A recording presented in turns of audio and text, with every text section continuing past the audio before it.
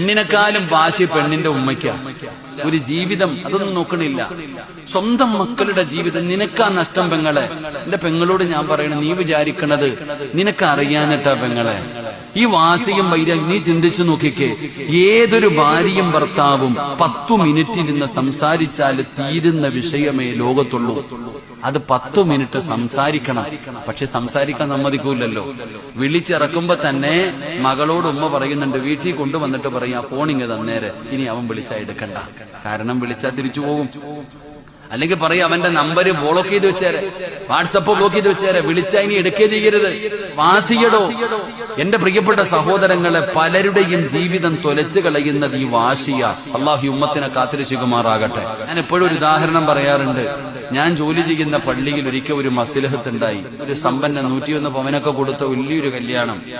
ആ കല്യാണം അടിച്ചു പിരിഞ്ഞു. എല്ലാ ചർച്ചയും പോയി. അവസാനം വെള്ളിയാഴ്ച കൊടുത്തത് മുഴുവനും തിരിച്ചു വാങ്ങാൻ അഡ്വക്കേറ്റ് ഉൾപ്പെടെ കുറെ ആൾക്കാർ വന്നു. ഞാൻ പറഞ്ഞു, എനിക്ക് ഇവരോട് ആരോടും എനിക്ക് സംസാരിക്കേണ്ട കാര്യമൊന്നുമില്ല. എനിക്ക് ആ പയ്യനോടും പെണ്ണിനോടും ഒന്ന് 10 മിനിറ്റ് സംസാരിക്കണം. ഉടനെ പെണ്ണിന്റെ വാപ്പ പറയാ, എല്ലാ ചർച്ചയും കഴിഞ്ഞതാ, ഇനി ആരും സംസാരിക്കണ്ട. അയാൾക്കാ വാശി.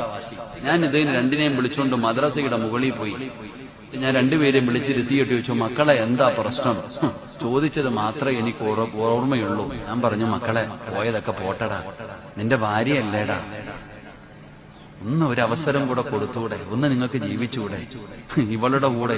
അങ്ങനൊന്നുമല്ല അവൻ പറഞ്ഞത്, ഞാനിവിടെ വെച്ച് പറയണില്ല. അവസാനം ഞാൻ പറഞ്ഞു, 8ാമത്തെ ഒരു അടവുണ്ടല്ലോ. ഞാൻ ഇവരോട് പറഞ്ഞു, മക്കളെ എന്തായാലും നിങ്ങൾ പിരിയാൻ തീരുമാനിച്ചു. താഴെ ചെന്ന് ഒപ്പിട്ട് കഴിഞ്ഞാൽ നിങ്ങളുടെ രണ്ടുപേരുടെയും വീട്ടുകാർ നിങ്ങളെ വിളിച്ചു കൊണ്ടുപോകും. കഴിഞ്ഞു. ഇത്രയും കാലം എന്തായാലും ഒരുമിച്ച് ജീവിച്ചതല്ലേ, എന്നാ കെട്ടിപ്പിടിച്ചു പൊരുത്തം ചോദിച്ചിട്ട് ഇറങ്ങിപ്പോക്കോ. എന്നിട്ട് ഞാൻ എന്ത് ചെയ്തു, മദ്രസയുടെ വാതിലടച്ചിട്ട് പുറത്തിറങ്ങി. ഒരു 5 മിനിറ്റ് കഴിഞ്ഞു, വാതിൽ തുറക്കണില്ല. എനിക്ക് വല്ലാത്ത ടെൻഷനായി. അവസാനം എന്റെ ക്ഷമ കെട്ടു.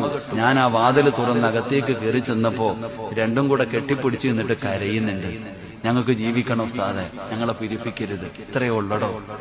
ഞാൻ അവരോട് പറഞ്ഞു, ഈ പുറകിലൂടെ ഒരു വഴിയുണ്ട്, ഇതിലെ ഇറങ്ങി ഏതെങ്കിലും ലോഡ്ജിൽ പോയി റൂം എടുത്ത് താമസിക്ക്, വീട്ടിൽ മാത്രം പോകരുത്. കാരണം എന്തേ, നിങ്ങളുടെ വീട്ടുകാരാ നിങ്ങളെ ജീവിക്കാൻ വിടാത്തത്. അള്ളാഹു കാത്തിരക്ഷിക്കുമാറാകട്ടെ. എന്റെ പെങ്ങളോട് ഞാൻ പറയട്ടെ, മോളെ, നീ വിചാരിക്കുന്നത് നിന്റെ ഉമ്മ കാണിക്കുന്നത് ആത്മാർത്ഥ സ്നേഹമാണെന്ന്. ഓക്ക് എന്ത് നഷ്ടപ്പെടാനാ? നിന്റെ ഉമ്മാടെയും വാപ്പാടെയും വാശി നഷ്ടം നിനക്കൊന്ന് ക്ഷമിക്കാൻ കഴിഞ്ഞ അവിടെ തീരുമെല്ലാം. പക്ഷെ നിന്റെ ഉമ്മായും വാപ്പായും വാശി കാണിച്ച് നിന്നെ വിളിച്ചു വീട്ടിൽ കൊണ്ടുവരും. കുറച്ചു കഴിയുമ്പോ അങ്ങോട്ട് മടുക്കും നിന്നെ. പിന്നെ ഏതെങ്കിലും ഒരു 2ാം കെട്ടുകാരന്റെ തലയിൽ കെട്ടിവെക്കാൻ നോക്കും. അത്രേ ഉള്ളൂ മോളെ നിനക്ക്.